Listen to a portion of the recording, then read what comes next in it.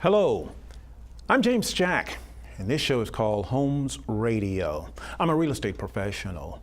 No, I'm not here to try to sell you that house over there, or to rent to you this house over here, or to get you to build that shopping center or any of those things.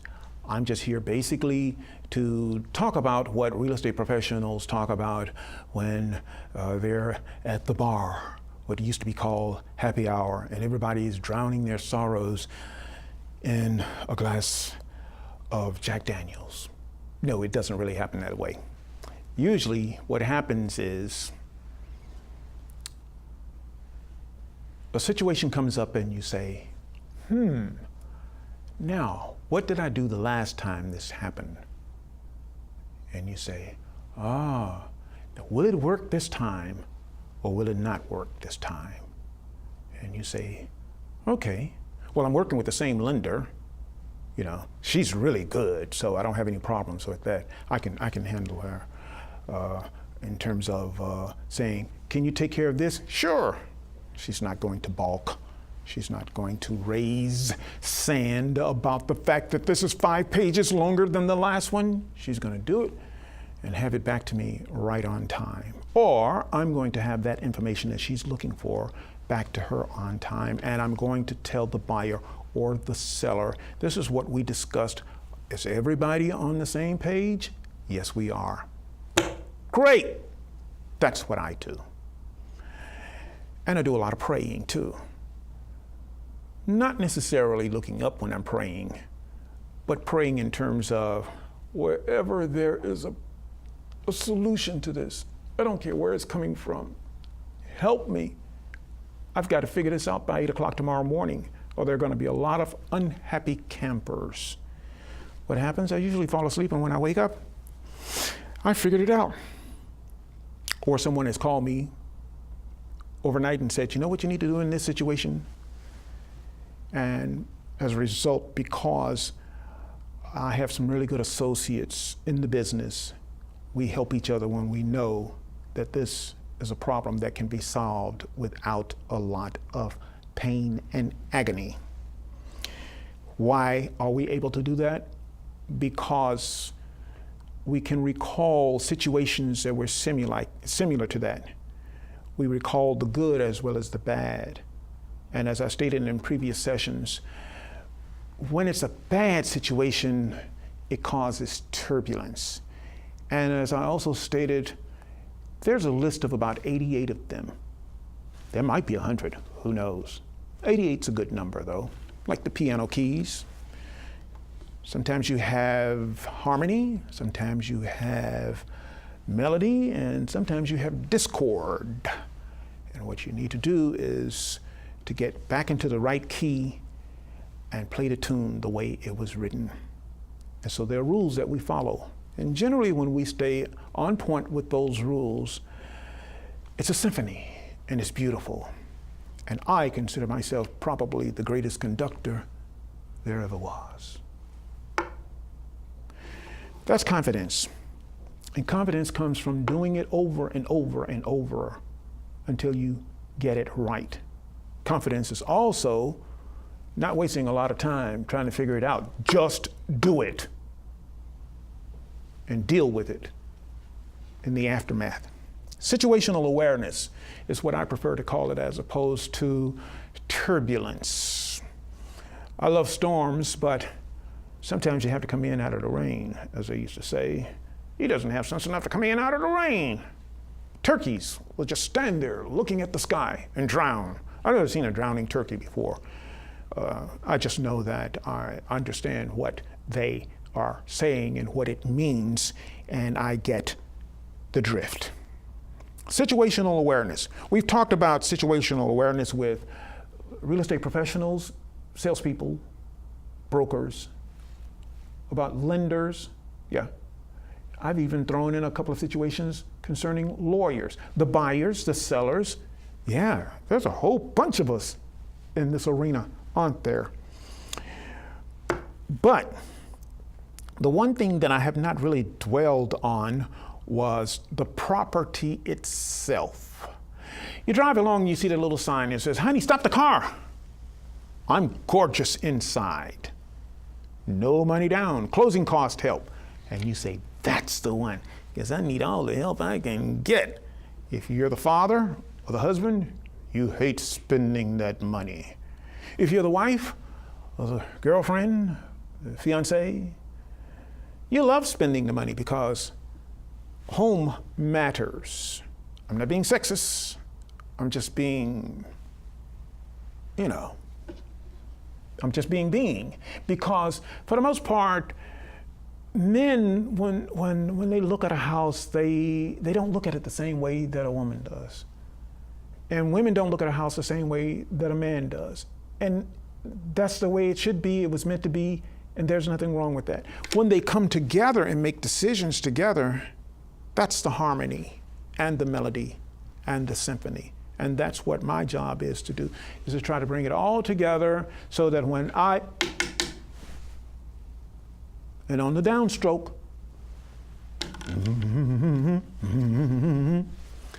yes, it's music. So, in talking about the situational awareness involving property, what can go wrong? Say you live in one of the adjoining counties, or in this one.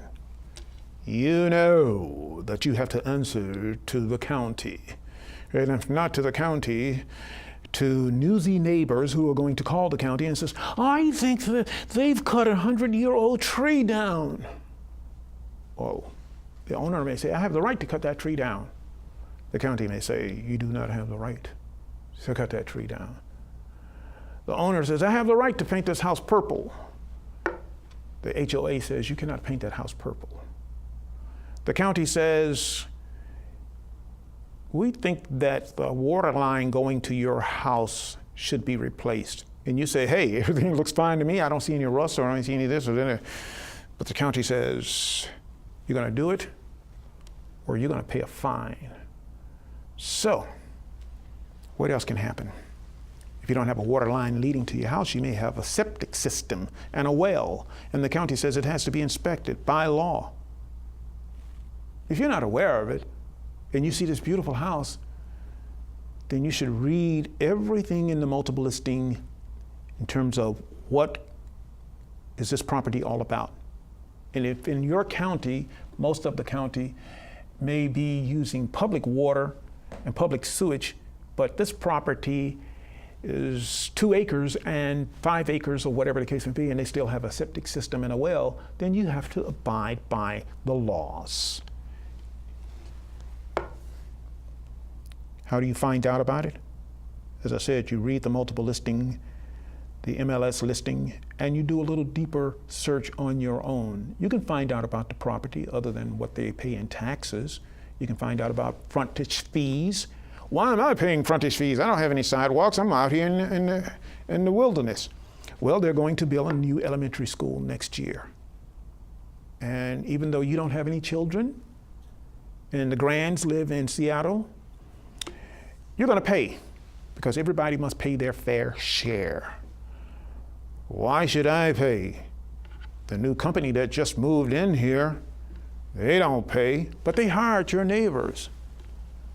Well, I have a lot to say about that. Well, meet us at City Hall the next time we have a meeting, and then you can bring it up. But right now, you're going to pay those fees. So you got to find out about all those fees. The house is not looking so beautiful to you, but to your better half. Oh, this is going to be just absolutely gorgeous. I know I'm going to hear about this when I get home. What else can happen? You walk through the house and everything looks so beautiful and everything. You walk around the house and everything looks so beautiful. What you don't know is there's termite infestation and it's rampant. You said, no problem. I'll just have those guys like on TV, they'll come in there, pss, pss, pss, everything is just gonna be hunky-dory. But what they don't tell you on TV is that maybe you're gonna be paying about $800 to $1,200 for the termite treatment, for the infestation. There's always a charge. There's always a charge. You didn't know it. You're not a termite inspector. You don't know any of this stuff. But by the time you get to the end of this transaction, you will have met, if this is your first time around the bend, what is it? What's the expression around, haven't been around the, whatever it is.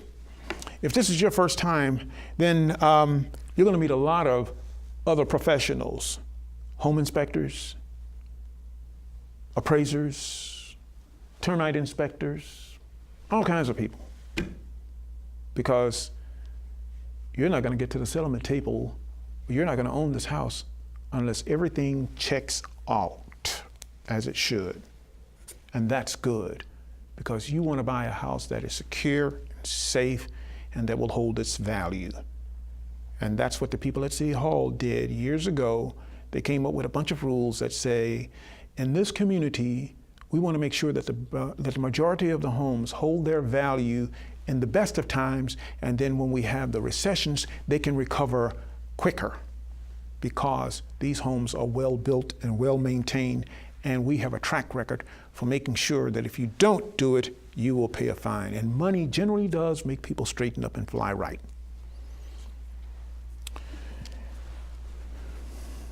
You didn't bring your laser measurement tool with you, did you? They say that the living room is 22 by 18. However, when you walk in and all this furniture's in there, I can't tell, it's not like a new home or a model home. The room needs to be empty. How big is the room? You don't know. The agent misrepresented the actual size on the multiple listing, and that's what you have to go by. Always carry measuring tools and also levels. I'm really good at that stuff. I can actually walk through a room, and if the floor is not level, I'm like Spock. Something happens, and I feel the disturbance. No, that's Yoda, isn't it? I'm like Yoda. I can feel the disturbance. Yes, because the force is with me after walking through about 500, 600, 700, 800 houses and knowing that, hey, something is not right here. What's going on here? I can't tell because the floors are covered, the ceilings are covered, everything looks symmetric or asymmetric, however your perspective is. But a construction engineer or structural engineer, as it were, or an architect can look at it and say, or tell based on what's going on. Soil testing can tell you whether or not the house is sinking. If there's a 20-foot deep river 20 feet under your house, and eventually your house may just drift away, or it may sink and be buried alive, you say to yourself, how can I pay all these people? Well, I generally tell people, if you feel that there's something wrong with the house, you can either pay for professional advice or you can walk away, because there's always another one. When I graduated from high school, the month or so before, we had our class prom. Oh, how I looked so forward to it. When I was in 9th grade, I started praying. I said, "Dear Lord, why hast thou failed me? I'm only 5'5", or is it 5 feet 5, whatever. Nobody's gonna dance with me at the prom because I'm too short. Not even the short girls are gonna dance with me." 12th grade, a month before the prom, I've gone to all of them and I've said, "Would you go to the prom with me? Would you go to the prom with me?" "No." "Why?" "Because you're too short." "Would you go to the prom with me? Would you go to the prom with me? Would you go to the prom with me?" "No." "Why?" "Because you're too short and you don't have a car." I go to the prom by myself. Yes, I took the bus. Bus driver wished me luck. He said, "This one's free on me." Got to the prom, and I stood there and I said, Ah, look at them. They're so beautiful. My confidence was this tall, but I was still this tall. Really? Would you dance with me? No. Why? Because you're too short. But I'm the same height as you are. You're still too short. Why should I dance with you when I can dance with Roosevelt? He plays football, and you don't even play baseball. As the song goes, when your girlfriend says no, then you ask her friend, would you dance with me? No. You heard what she said down the line. Things have a way of working out, not only when it comes to that stage in your life where you're walking the primrose path into the 20s, but also when you're buying a house, because you're going to have a class reunion many years later. When you walk in and you got your swagger, and they see you when you come in, because they're like hawks. And you're a chicken. Well, for one night. Usually you're the hawk, but they're the chicken. And even though you feel that you're still in control of the situation now, you're not. Why? Because you're the one who's going to, by tradition, ask them if they want to dance. And when you walk over and you say, would you like this dance? Would you like this dance? Oh, why not? Because even though they're sitting, they can gauge how tall you are. When you stand up, wow. Hey, life has a way of working out all the little kinks, doesn't it? So you turn and you walk away from the house that did not fit your suit, your needs and your pocketbook, because you could foresee problems down the line, very, very serious problems. You say, oh, this house has, oh, look at all these beautiful trees. Everything is so nice. I just love it. I want this house. So you buy the house and then you find out that half the trees are rotted and they're going to fall when the derecho comes through in a line. So you call the nurse, no, first you call the insurance company. No, they didn't fall on the house, so we cannot insure you on that end. But you didn't tell me about that. Well, you should have bought the policy that was $300 more, and we would have made sure that those trees would have been taken care of.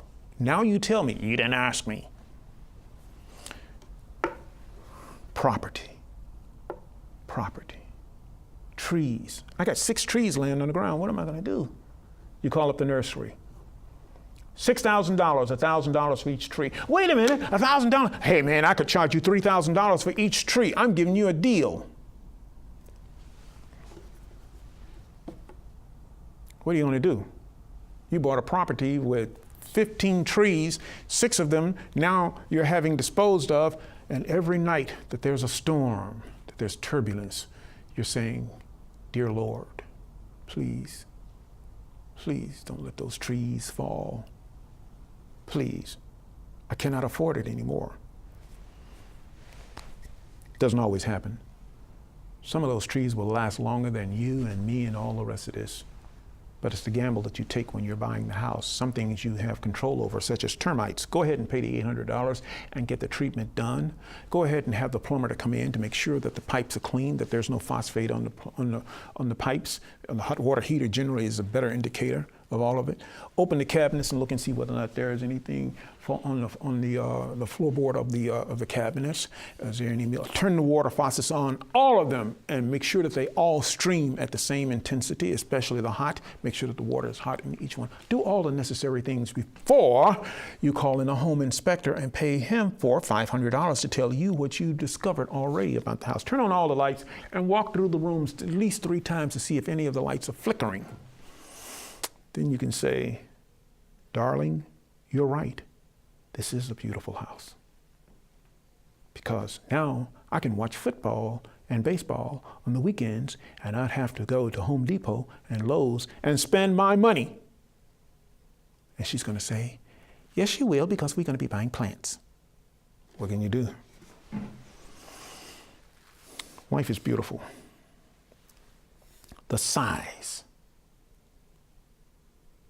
We all think that we should own Graceland, but most of us can barely afford a pillbox. So buy your pillbox and fix it up, and then if you decide you want to sell it to move up to the next level, you can do that, because you've improved the lot of the house that was there and the community, and the valuations generally go up, and you have a little more money, and you can buy that other house, or you can keep the house that you've got and rent it out as investment property and buy the other house. Hey, it is a symphony, isn't it? It's like Oklahoma. Oh, we're just having ourselves a good time, aren't we? What could else happen that you should be aware of? We already talked about acts of God, didn't we? That the derechos come through, lightning strikes a tree, termites get into the trees, or poison ivy wraps itself around the tree and you can't go anywhere near it.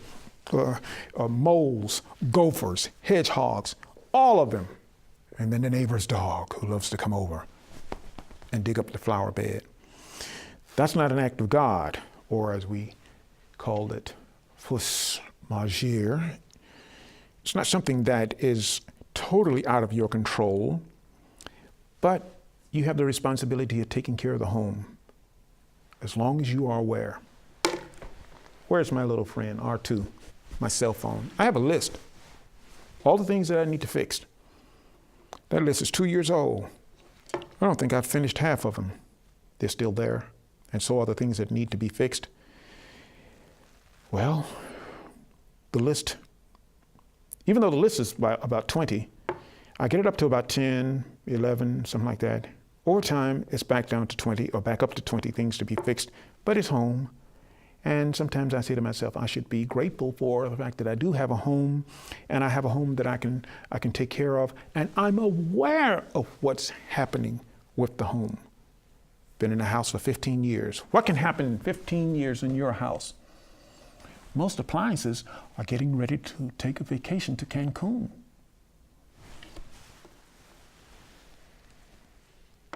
That means you got to go back to Lowe's or Home Depot or one of those places. So you might as well just start pricing them. And at the right time, before it dies on you and $200 worth of groceries melts, you should buy another refrigerator. House is not structurally sound. Not only is it sitting on soft land, but the way it was built over a period of time, nature.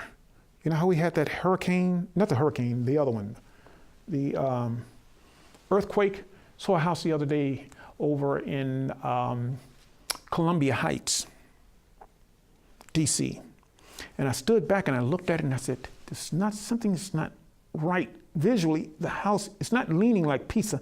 It's just a slight, and then you could see the little crack. Now, the cracks that go vertically, they say, are not as bad. It's the ones that go diagonally.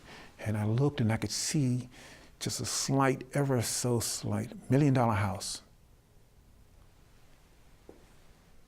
Force majeure, act of God. There's nothing you can do about it but have it fixed. If you want it to be structurally sound, otherwise you're going to have a house of cards. Being aware of what's going on. Keep a list. I have one in the utility room. And I go in and I look at it every day. And I say,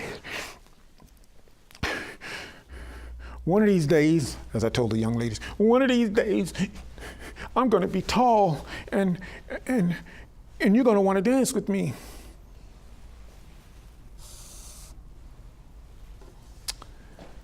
Insurance doesn't cover everything. Some things come and go as a matter of age, neglect, or whatever. If you're the type of person who just does not care to do that work, set aside the money that you are going to spend on rims for your Rolls Royce later on, and that $3,000 or $4,000, spend it on having certain things done, like fixing the front porch. So that person who comes to your house who is litigious says, whoa, bingo. and they fall or they slip or they whatever. And they're willing to take the bruise because when they take you to court, because you did not fix the porch, it's going to be a great day for them. It's going to be the Powerball. How do you find out if your property is incorrectly zoned? You pick up the phone, you call the zoning office, you give them the address, and you say, what is my property zoned as? R4, R2, C1, C2? And even though on the multiple listing, it may have this type of zoning, and you say, well, it's R2, so it's residential. No, it may not be zoned for you to, even though it's 9,600 square feet, you can't put another property, you can't build another house there. You can barely put a garage. Why? Because when we did the zoning, we decided that all the houses in this section are going to be of this proportionate size so that there's some consistency, congruity. Find out. You got time. Also find out whether or not that overhang on your house isn't really on your neighbor's property, because it's not that the neighbor didn't grant you an easement. What you've done is you've encroached when you had the house expanded.